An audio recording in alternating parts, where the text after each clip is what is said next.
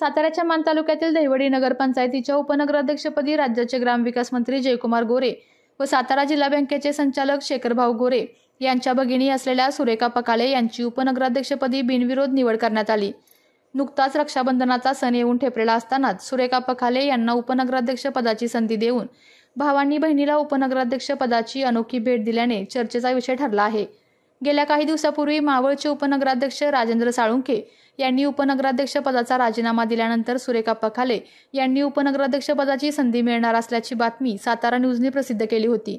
त्यानंतर दहिवडी नगरपंचायतीत बऱ्याच राजकीय घडामोडी घडल्यानंतर अखेर मुख्याधिकारी संदीप घारगे यांच्याकडे उपनगराध्यक्ष पदाचा एकमेव अर्ज दाखल केला। त्यानंतर छाननी करून तो अर्ज वैध ठरवण्यात आला।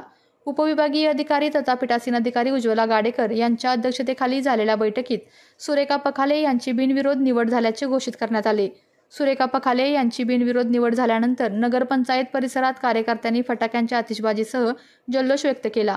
शेखरभाऊ गोरे यांच्या पत्नी सोनलताई गोरे यांनी नगरपंचायतीत येऊन सुरेखा पकाले यांना पुष्पगुच्छ, शाल व श्रीफळ देऊन सन्मानित केले।